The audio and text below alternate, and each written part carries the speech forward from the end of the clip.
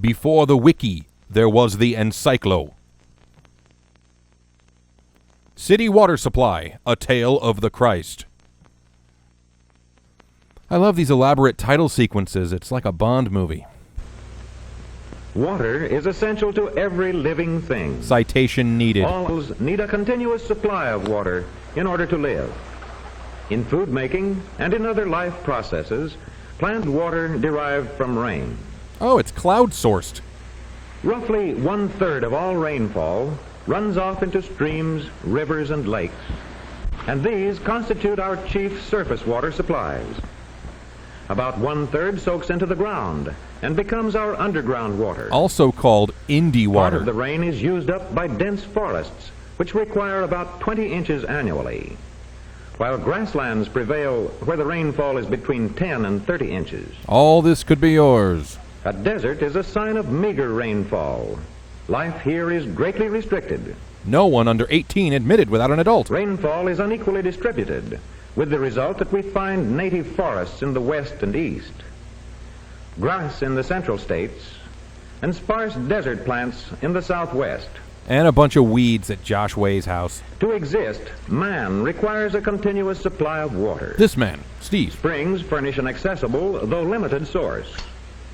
Underground water may also be tapped by wells, such as this old dug well and sweep. Dug well and sweep on USA Network. Many large cities, some located here by dots, depend upon underground water tapped by modern wells. I'd tap that. For other cities, surface water taken from rivers constitutes the only adequate and available source. Some cities take their water from nearby lakes. Hey, those lakes are great! Surface waters are also made available to certain cities by impounding the headwaters of rivers by dams. Oh my goodness, oh my damn. America's largest city depends mainly on watersheds for its water supply. And airsheds for its air supply. New York City needs 1 billion gallons of water daily, an amount about equal to the flow in this river.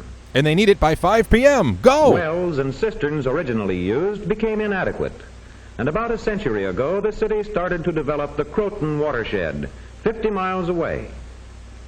The water was carried by an aqueduct here crossing the Harlem River. Technically, it's an estuary. The continued growth of the city soon necessitated additional water supplies. Then, a watershed was utilized in the Catskill Mountains, 100 miles away. But don't call it upstate. In this watershed, the runoff in streams is impounded by a dam, with associated dikes and weirs to form a reservoir. Stop giggling, kids. Later, a second watershed was developed on the northern slope of the Catskills by constructing a dam to impound its water. Damn, damn, damn. This is fun. From this reservoir, a tunnel, 18 miles long, passes under the dividing mountains and discharges its water into a creek, which flows into the reservoir on the south slope. This is Dawson's Creek. From this Catskill system, water enters an aqueduct and continues on through this aqueduct for about 70 miles to an intermediate reservoir. But it still tells people it lives in the city. Through the greater portion of this distance, the aqueduct is of cut and cover construction, about 17 feet in diameter. It's a sewer alligator reserve. Grade tunnels carry the water through obstructing mountains.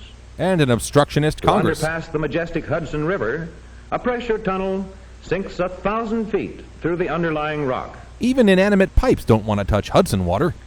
This enormous problem required extensive cooperative work by geologists, engineers, and other experts in tunnel construction. Jules Verne is consulted. Cutting through solid rock hundreds of feet underground, as shown here, is only one of the many problems in constructing an aqueduct. There's also graboids and hairy lime. Because of the difference in elevation, gravity provides sufficient pressure to transport the water from the Catskill reservoirs to the Kensico Intermediate Reservoir. For gifted water. The great bulk of this water remains in this reservoir for about 1 month. Or until Shia LaBeouf takes a shower, whatever comes From first. here, it flows to a small equalizing reservoir, which takes care of hourly demand fluctuations. Oh, sure, you got to account for those. With increasing population and water consumption, New York City has been compelled to provide the Delaware system consisting of 3 separate watersheds still farther away. In Pakistan, for some This has reason. necessitated the construction of a new aqueduct that finally connects with the original system. NYC drinks your milkshake. Represented here is the watershed system utilized by America's largest city. Clinton Corners, New York. Just as important as an adequate water supply is a safe water supply. Heyo. Municipal sewage treatment plants reduce pollution caused by sewage and industrial waste. Who's thirsty? Typhoid fever is one disease commonly carried by water. It's what your body craves. In one city, the installation of sand filters and the practice of chlorination was followed by a marked decrease in the number of typhoid fever cases. Until today, this disease is very rare where scientific controls are employed. But you can still order typhoid on the internet. The laboratory occupies a key position in safeguarding the city water supply. Water samples are collected daily. One test, known as a fermentation test, indicates the presence of contamination. Hey, as long as it's not aspartame. Furthermore, the water is examined for microscopic organisms. Many of these organisms impart specific odors and tastes to the water. They're called flavor crystals. But certain bacteria cannot easily be detected under the microscope. Therefore, a measured amount of water is placed in a dish, and a sterilized culture medium is added and mixed. Easter eggs are colored. This is then placed in an incubator for 1 or 2 days. Nigel Incubator Jones? In this culture medium, each bacterium has now multiplied into a colony that is easily detected. I've created Lutherans. These colonies can now be counted or examined under a microscope for identification. Yep, definitely cooties. The water is also examined chemically for the presence of foreign substances that may affect its palatability or its use in industry and homes. Then it's tested for wetness. The presence of ammonia nitrogen indicates organic decay and is determined by an elaborate test involving distillation. Cooking up some moonshine. An indicator whose intensity of tint is revealed in a colorimeter gives a measure of the amount of nitrogen in the original water sample. I don't know, that's a lot of work just to brew your own root beer. Most surface waters pick up fine particles of clay or soil, causing turbidity. This is tested with a candle at the bottom of a cylinder. Uh-oh, Grandpa made another bong. The water sample is poured in until the turbidity obscures the light of the candle. Then the water is sold as Mountain Dew. When water stands quiescent for some time, as in a lake or reservoir, however, much of this suspended matter settles out. Of court.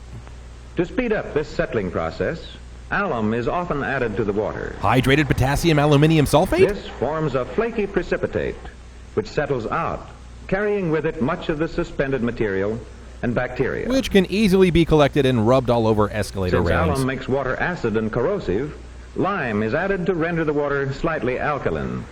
Wow, gasoline doesn't have this many chemical additives in it. Many cities use filter beds of sand to remove this solid matter. Others strain it through a sweaty t-shirt. This sight well, 8 feet deep, indicates the clearness of the water after treatment. Then Hitler's ashes are added. Cities more and more mix activated carbon to the water to remove color, odor, and taste. Good, I hate taste. Aeration is another common method of removing odors and increasing palatability of drinking water.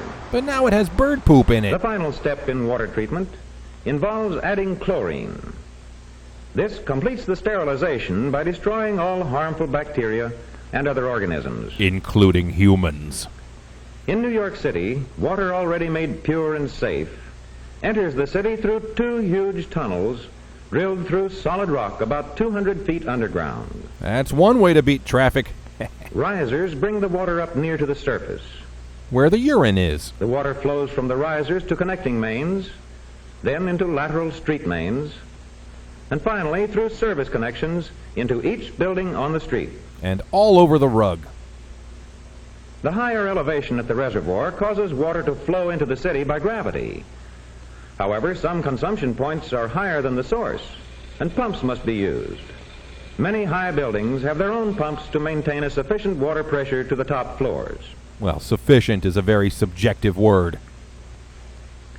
The water thus provided has many uses. It Segregation. flows through thousands of safe drinking fountains.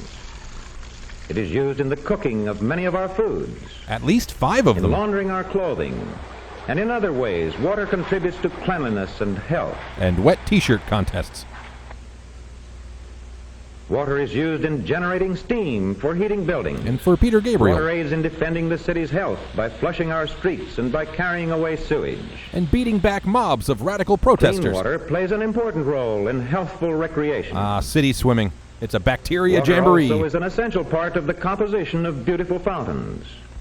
The control of destructive fires requires water, sometimes in great amounts. That looks downright damp. Water, without which man cannot live, must be supplied in abundance and with safety to assure healthful living in a modern city. Interesting. Now show us how they get all the oxygen into the city. Bringing the world to the edge of consciousness. Okay, bye. See ya.